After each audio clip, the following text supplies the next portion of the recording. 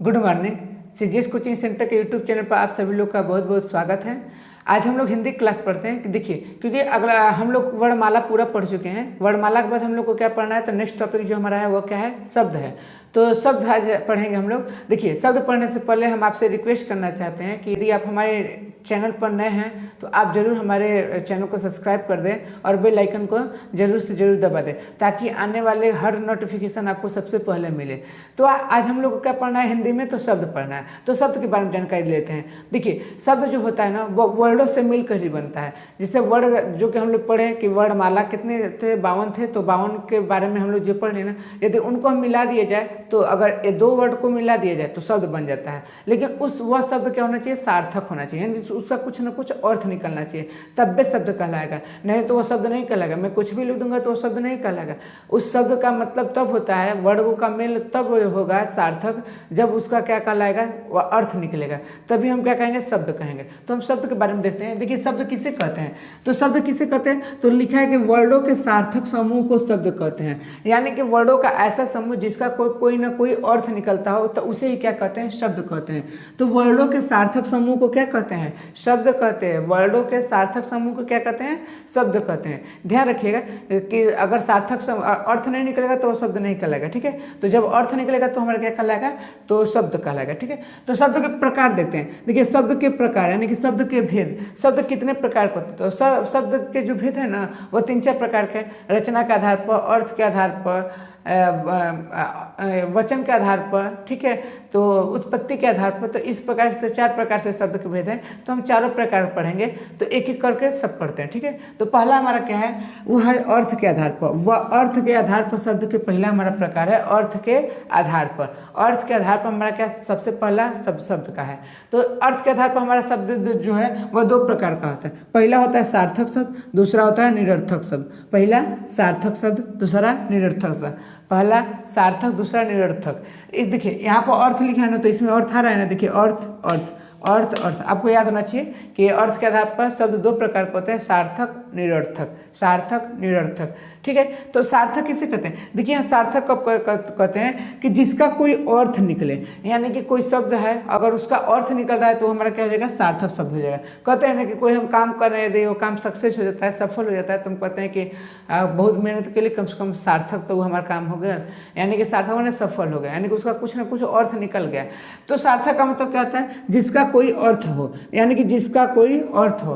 तो जब कोई शब्द का अर्थ होता है तो वो क्या होता है, सार्थक होता है। जैसे कि गेहूँ, गेहूँ एक शब्द है ना, जिसका अर्थ होता है आदमी, रवि, पवन, इन सब का क्या है, अर्थ एक होता है। तो इनका निश्चित अर्थ होता है। तो ऐसे शब्द जिसका कोई न कोई अर्थ होता है, उसे क्या कहते हैं, सार्थक शब्द कहते हैं। समझ में आ रहा है। तो अगला देखते हैं, अगला क्या, निरर्थक शब्द है। निरर्थक शब्द मतलब जिसका कोई अर्थ ना हो, जिसका कोई अर्थ ना हो। यदि जिससे कोई अर्थ ही नहीं निकलता है, वो हमारा क्या कहता है, निरर्थक। निरर्थक का नहीं लग गया तो नहीं से सेंस में आइए जाता है। तो अगर सार्थक में हमको अर्थ मिल रहा है तो निरर्थक में अर्थ नहीं मिलता है। तो निरर्थक में क्या जगह, जैसे एग्जाम्पल देखिए, धक्का मुक्की, देना वेना। ये धक्का मुक्की कोई वर्ड होता है, इससे क्या मतलब होता है, कोई अर्थ निकलता है, नहीं निकलता। देना वेना क्या होता है, ये वर्ड तो है नहीं। तो जिस शब्द का हमको क्या मिले, अर्थ न निकले, वो हमारा निरर्थक है। जिस शब्द का अर्थ निकले वो क्या है, सार्थक है, ठीक है। तो अब देखते हैं शब्द के प्रकार हम देखते हैं। अब किसके आधार पर देखेंगे, जो भेद है वो किसके आधार पर है, तो रचना के आधार पर है। तो रचना के आधार पर शब्द कितने प्रकार के होते हैं, तो रचना के आधार पर शब्द 3 प्रकार के होते हैं। कितने प्रकार के होते हैं, 3 प्रकार के। देखिए, अर्थ के आधार पर कितने प्रकार के, 2 प्रकार के। रचना के आधार पर कितने प्रकार के, 3 प्रकार के। अर्थ के आधार पर 2 प्रकार, रचना के आधार पर 3 प्रकार के। तो रचना के आधार पर 3 प्रकार के होते हैं। पहला होता है रूढ़ शब्द, दूसरा होता है यौगिक शब्द, तीसरा होता है योग रूढ़ शब्द। देखिए, रूढ़, यौगिक, योग रूढ़, रूढ़, यौगिक, योग रूढ़, रूढ़, यौगिक, योग रूढ़, ये हमारे किसके आधार पर होते हैं, रचना के आधार पर। रचना के आधार, देखिए कैसे याद करते हैं, रचना में कितना शब्द है, 3 शब्द है। रचना में कितने शब्द है, 3 शब्द है। इसलिए किसके आधार पर हो जाएगा, रचना के आधार पर कितने, 3 गो शब्द है, तो इसलिए 3 प्रकार के होते हैं। देखिए, अर्थ में अर्थ लिखे हैं ना, अर्थ का आधार बताया ना, तो अर्थ में कितना शब्द है, 2। तो अर्थ के आधार पर 2 गो, रचना के आधार पर 3 गो, क्योंकि इसमें 3 ठोस शब्द है, ठीक है, 3 गो वर्ड है। तो रचना के आधार पर 3 प्रकार के हो गए, अर्थ के आधार पर 2 प्रकार के। तो रचना के आधार वाला आप देख लेते हैं। देखिए पहला है रूढ़ शब्द। रूढ़ शब्द किसे कहते हैं? तो रूढ़ शब्द उसे कहते हैं जिस शब्द का खंडन न हो, जिस शब्द का खंडन हो। खंडन का मतलब होता है अगर उसे तोड़ेंगे तो उसके अर्थ का क्या हो जाता है? अनर्थ हो जाता है। हम अगर उसे तोड़ने की कोशिश भी करेंगे तो उसके अर्थ का क्या हो जाएगा? अनर्थ हो जाएगा, कोई अर्थ ही नहीं रह जाएगा। तो इसलिए उस शब्द को क्या कहते हैं? रूढ़ शब्द कहते हैं। जैसे कल है, गेहूँ है, घर है, जल है, नल है। अगर इसके वर्ड को हम अलग अलग करेंगे तो इसका कुछ ना कोई अर्थ निकलेगा, कोई भी अर्थ नहीं निकलेगा। इसलिए इसका क्या कहते हैं? विखंडन नहीं हो सकता है। इसलिए इसे क्या कहते हैं? रूढ़ शब्द कहते हैं। रूढ़ का मतलब होता है इसे तोड़ा नहीं जा सकता है, तोड़ेंगे तो इसके अर्थ का क्या हो जाएगा? अनर्थ हो जाएगा। अगला देखते हैं यौगिक शब्द। अगला क्या है? यौगिक शब्द। यौगिक शब्द देखिए यौगिक को क्या कहते हैं? जब ये दो चीज से जुड़ता है तभी यौगिक। तो हम शब्द पढ़ रहे हैं, यानी कि जब 2 सार्थक शब्द जुड़ते हैं तो यौगिक बनाते हैं। जब 2 सार्थक शब्द जोड़ते हैं तो क्या बनते हैं? यौगिक बनते हैं। ठीक है, 2 सार्थक शब्द जुड़ कर क्या बनते हैं? यौगिक बनते हैं। जैसे कि देखिए एक शब्द होगा विद्या, दूसरा हो गया आलय, जोड़ दी तो क्या बन गया? विद्यालय। तो विद्या भी एक शब्द है, दूसरा आलय भी एक शब्द है। इन दोनों को जब जोड़ते हैं तो क्या बन गया? विद्यालय। इसी तरह से पुस्तकालय, इसी तरह से क्या हो जाएगा?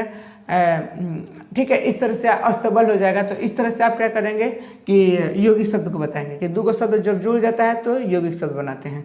तीसरा देखिए योग रूढ़ शब्द। तीसरा क्या है? योग रूढ़। ये योग रूढ़ हमेशा बहुत ईजी होता है। योग रूढ़ क्या मतलब होता है कि ये हमेशा पर्यायवाची शब्द ही होते हैं। या तो ये बहुब्रीहि समास होंगे, 2 कंडीशन हो सकता है, या तो ये पर्यायवाची शब्द होंगे या तो ये बहुब्रीहि समास होंगे। और ध्यान दीजिए हमेशा तो बहुब्रीहि 90% बहुब्रीहि होते हैं, 10% क्या होते हैं? पर्यायवाची होते हैं। तो ये बहुब्रीहि समास में आप जानते हैं बहुब्रीहि समास में भगवान का नाम होता है, क्योंकि बहुब्रीहि समास क्यों कहते हैं? न इसका पहला पद प्रधान होता है न दूसरा पद।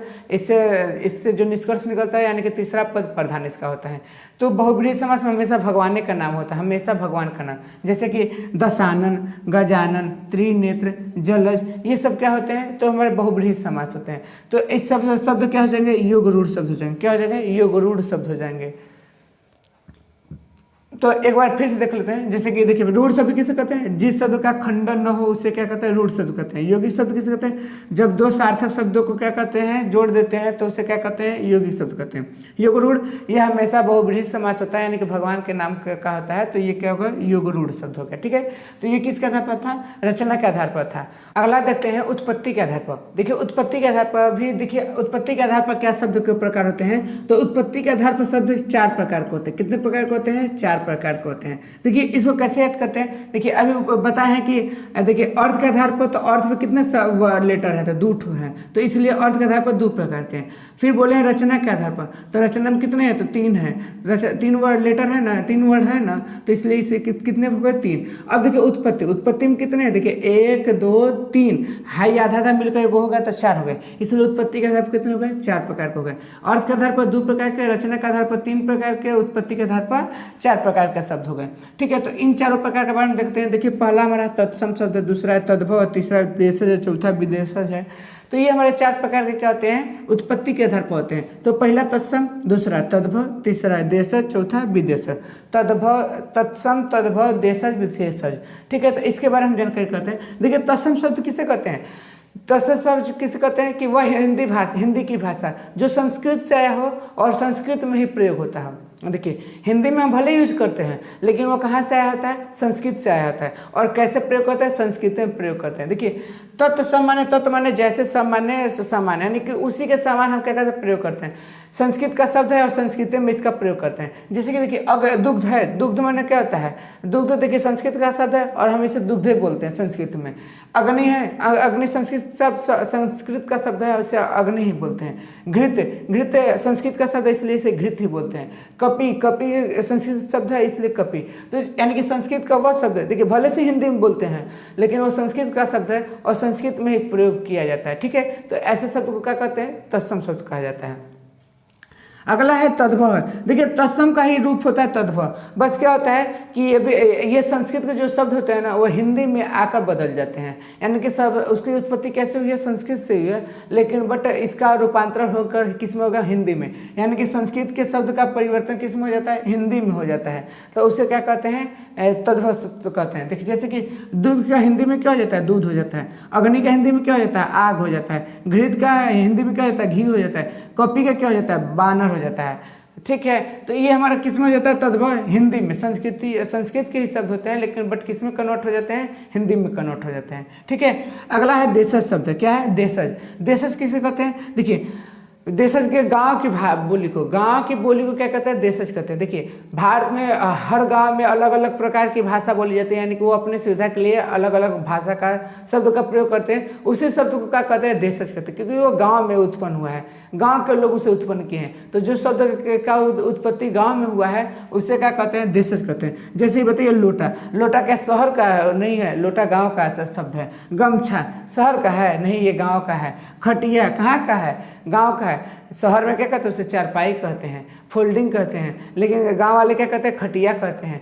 अच्छा, गमछा कहते हैं, पगड़ी कहते हैं, लोटा कहते हैं, थरिया कहते हैं। यानी कि जो शब्द की उत्पत्ति गांव में हुए उसे क्या कहते हैं? देशज कहते हैं। क्या कहते हैं? देशज कहते हैं। क्या कहते हैं? देशज कहते हैं। ठीक है। अगला है विदेशज। विदेशज का मतलब जो अन्य किसी देश से हमारे देश में आई है, यानी कि ऐसे शब्द जो कि अन्य किसी देश से हमारे देश में आई हैं और उसका हम लोग हिंदी में प्रयोग कर रहे हैं, उसे शब्द को क्या कहते हैं? विदेशज कहते हैं। देखिए, ये विदेशज शब्द के बारे में हम लोग बता देंगे। पुर्तगाल से शब्द आया है, क्या चीन से आया है, फिर से कहाँ से? अंग्रेजों से, यानी कि इंग्लैंड से आया है। तो ऐसे से करके पुर्तगाल से आया है। तो ऐसे से जैसे करके ना कई शब्द आए हैं, तो इसके बारे में हम लोग पढ़ लेंगे। ठीक है। तो अगले वीडियो में इसके बारे में पढ़ेंगे। तो ये क्या हो जाएगा, उसका एक अलग मैं टॉपिक बता दूंगा और उसे कहानी के माध्यम से आपको समझा दूंगा, ताकि आप फिर कभी ना भूलें। देखिए, क्योंकि वो फारसी जैसे शब्द हो गया, फारस से भी हमारे यहाँ प्रयोग होता है, पुर्तगाली शब्द हो गया, इंग्लिश का शब्द हो गया। तो ये सब चीज़ें ना याद नहीं जल्दी हो पाती हैं। तो इसको याद करने के लिए क्या करेंगे हम ना, एक कहानी के तौर पर आपको क्या करेंगे, इसको कहानी में, जैसे फारसी शब्द है तो उससे एक कहानी तैयार कर लेंगे, पुर्तगाली शब्द है उसका, अरबी शब्द है उसका।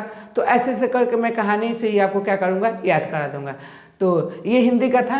तो आपको समझ में आएगा कि अर्थ के आधार पर 2, कौन सार्थक निरर्थक, रचना के आधार पर 3, रूढ़ शब्द, यौगिक शब्द, योग रूढ़ शब्द, और उत्पत्ति के आधार पर 4 प्रकार के तत्सम, तद्भव, देशज, विदेशज। तो ये आपको जरूर समझ में आएगा। होगा तो आप वीडियो को लाइक करिए, सब्सक्राइब करिए और ज़्यादा से ज़्यादा शेयर करने की कोशिश करिए, क्योंकि देखिए नया चैनल है, तो नया हम लोग का चैनल है। तो आप लोग जितना ज़्यादा शेयर करेंगे, लाइक करेंगे, सब्सक्राइब करेंगे और कमेंट करेंगे, तो हम लोग क्या होगा, मनोबल बढ़ता रहेगा। हम और अच्छे अच्छे कंटेंट आपको देना कोशिश करेंगे। ठीक है। तो आज के लिए क्या करेंगे? धन्यवाद। आज की क्लास यहीं पर ख़त्म करते हैं। तो आज के लिए धन्यवाद। जय हिंद।